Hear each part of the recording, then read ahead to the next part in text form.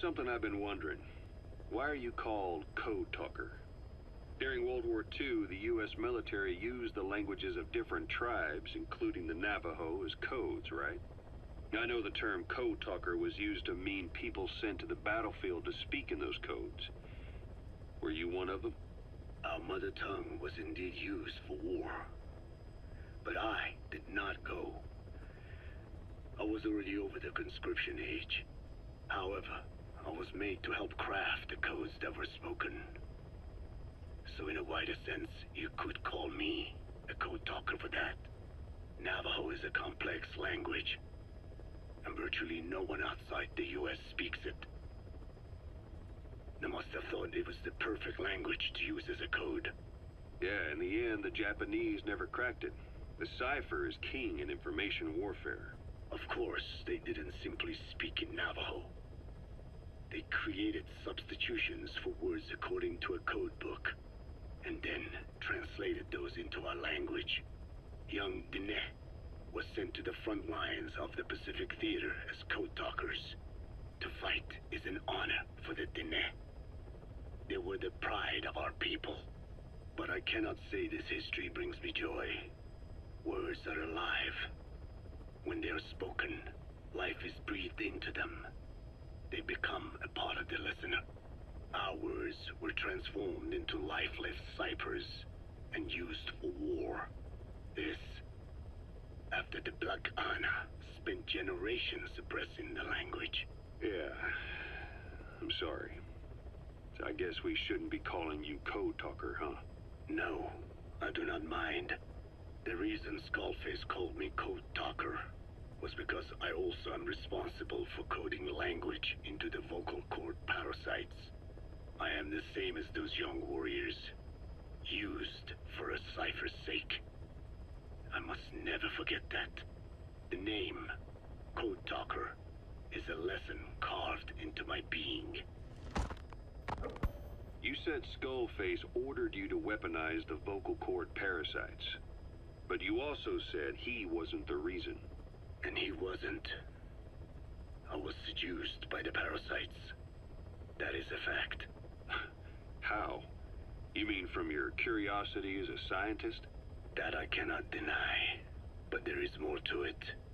The story goes back to the 19th century, to my earliest memory. One day, a man from the government visited our Hogan, our home. I cried as he yanked me from my mother's arms and took me away to an Indian boarding school. From that day forward, I became George. This was the name my teacher gave me. I was forced to give up my Diné name, forbidden from speaking anything but English. If we dared utter a word of filthy Navajo, the teacher made us eat a bar of soap.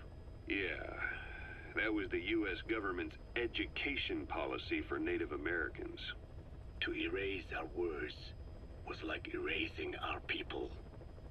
Their education was tantamount to ethnic cleansing. Over time, the overt persecution of our language stopped. But to this day, it continues to be eaten away by the lingua franca, that is English. Many of the Diné outside the reservations can speak nothing else. And it isn't just our language. Across the world, minority languages are being destroyed by dominant languages. Many are on the verge of extinction. Enter the vocal cord parasites. Yes. I began thinking that minority languages needed some sort of deterrent against dominant languages. In order that their peoples and cultures would survive. It was then that I came across literature at the Foundation claiming that man acquired language thanks to a type of parasite, one that distinguishes between languages as a precursor to reproduction. If I could just resurrect it, make it more pathogenic, I would have my deterrent against English. But I failed to hide that aim from Skullface. He noticed. Yes, I wanted to retaliate against the English language. though never did I intend to actually use it as he planned. You know how the story ends. I was forced to study how to make the parasites compatible with all the world's languages. All but English. However, he in fact secretly isolated an English strain. I will not be held prisoner by the man's phantom. The English strain must not be allowed to exist either.